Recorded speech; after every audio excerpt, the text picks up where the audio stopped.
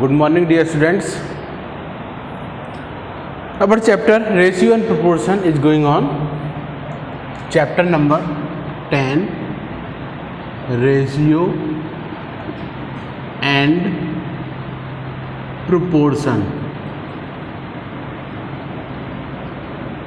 तो रेशियो तो आपने समझ लिया है, रेशियो की एक्सरसाइज 10.1 हो गई है. अब समझना है आपको प्रोपोर्शन. प्रोपोर्शन क्या होता है? Proportion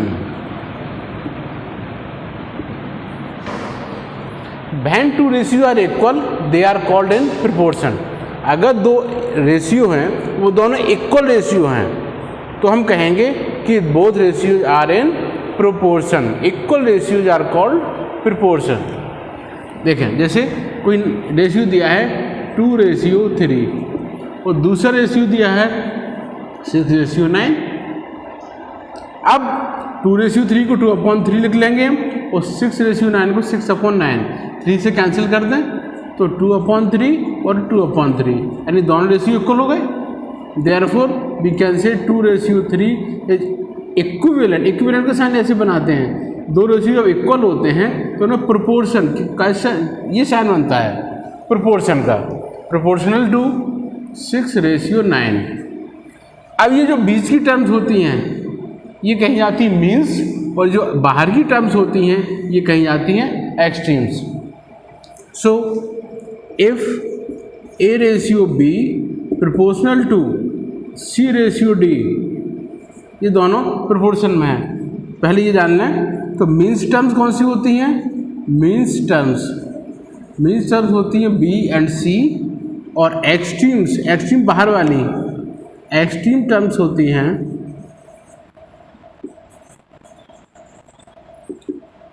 A and D. अब जब ये प्रोपोर्शन में होते हैं तो क्या होता है? Product of means is equal to product of extremes. तब क्या होता है? Product of means is equal to product of extremes. तो मीन्स का प्रोडक्ट एक्सट्रीम के प्रोडक्ट के इक्वल होता है. मतलब A into D equal to B into C.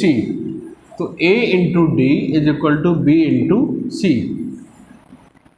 जब दो रेशियो ए बी और रेशियो CD इक्वल है तो A into D will be equal to B into C. This term is known as product of means equal product of extremes. अब इसका use करने जा रहे हैं हम एक्सरसाइज 10.2 में. ओपन करें exercise 10.2.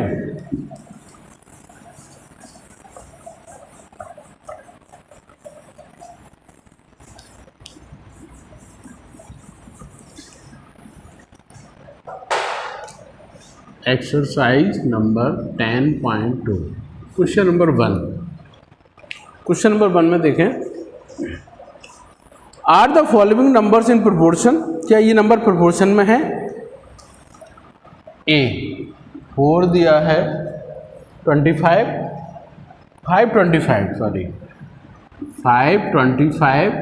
And 4,15.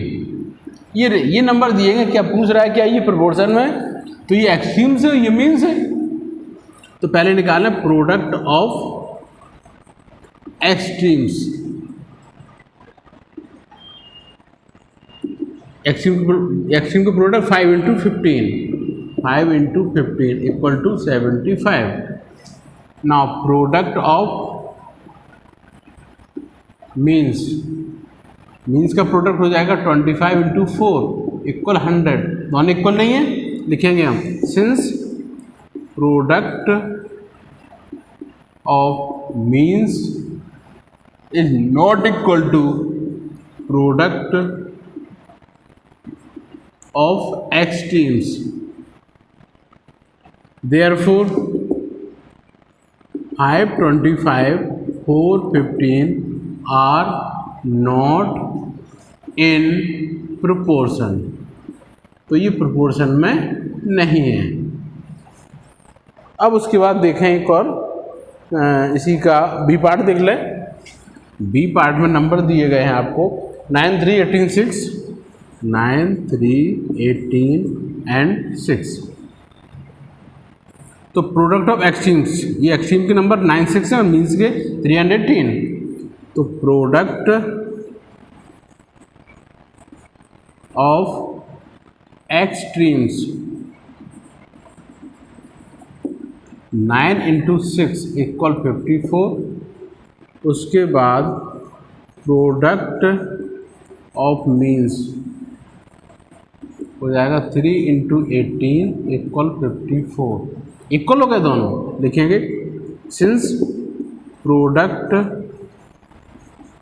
Of extremes is equal to product of means, therefore given numbers 9, 3, 18, 6 are in proportion. तो ये प्रोपोर्शन में हो गए हैं। अब next question, find the value of X in the following proportion. Proportion same ratio में है तो आपको एक्स की वैल्यू फाइंड करनी है।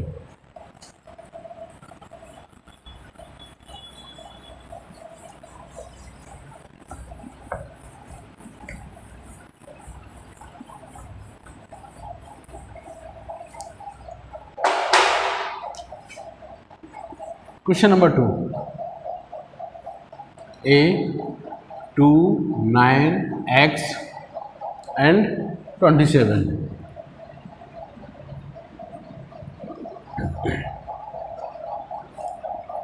अब since given numbers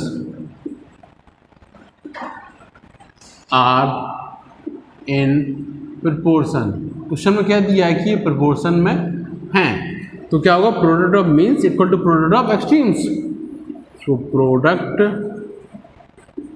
of means equal to product of extremes, therefore 9 × x will be equal to 2 × 27। 9 को transpose कर दें, x = 2 × 27 अपॉन 9, 9 3 या 27, x इक्वल हो गया 2 × 3, x = 6। ये आपका आंसर हो गया। इस टाइप से बाकी के पार्ट्स इसके कर लेंगे आप। उसके बाद देखें क्वेश्चन नंबर 3।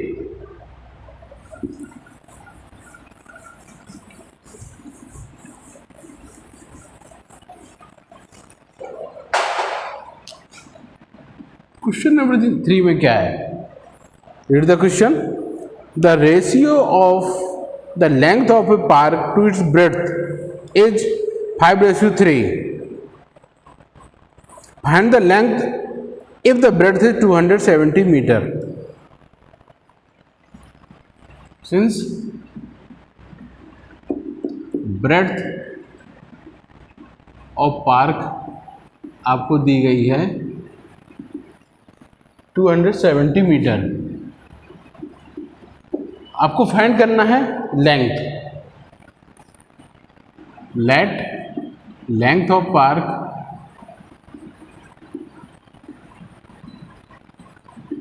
इक्वल है L मान लिया हमने मीटर। अब उसमें कहा गया है कि लेंथ का ब्रेड्थ का रेशियो दिया है 5:3। Since L/B is given to you, equal लिखें या फिर प्रोपोर्शन का साइन लगाएं, एक ही चीज़ होती है।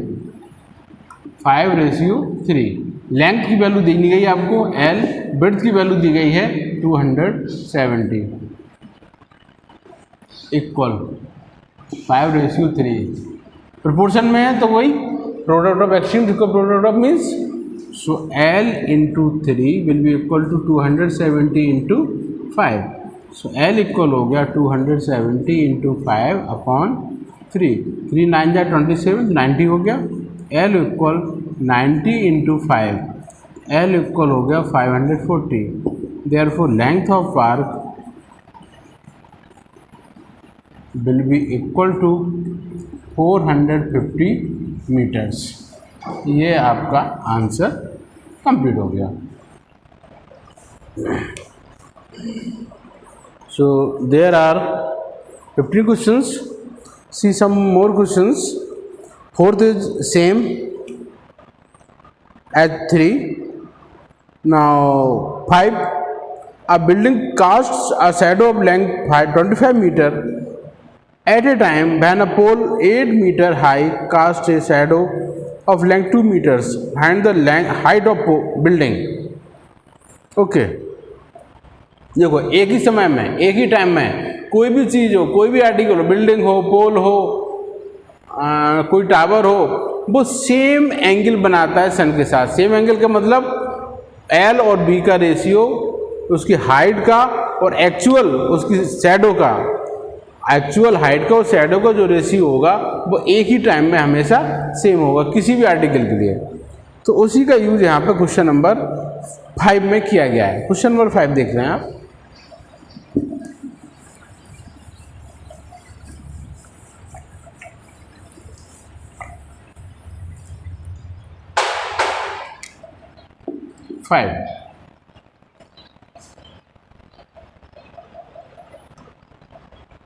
अब फाइंड करना है height of building. Let height of building भी h, let height of building equal x meter. अब shadow, length of shadow of building, length of shadow of building दी गई है आपको 25 meters. At the same time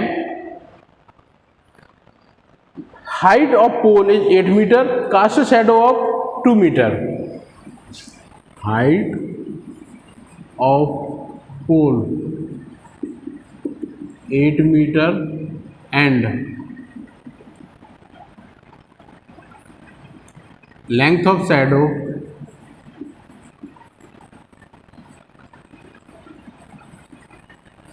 of pole is given 2 meter. अब कैसे find करेंगे? Height of building का जो रेशियो होगा लेंथ से और शैडो से, वही रेशियो होगा हाइट ऑफ बिल्डिंग का इसकी शैडो ऑफ पोल से। So x ratio 25 will be same as 8 ratio 2. So x into 2 product of extremes equal 25 into 8. So x equal हो जाएगा 25 into 8 upon 2. 2 4 jar 8. So x equal हो गया 25 into 4.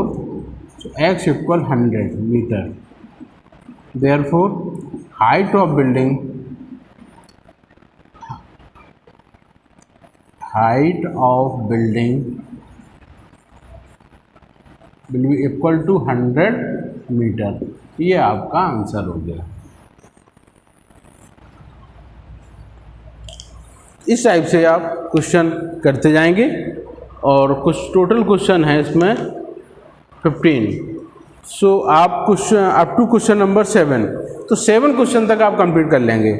Okay, आगे जो problem होंगी वो नेक्स्ट वीडियो में शेयर करेंगे। Okay, that's all for today.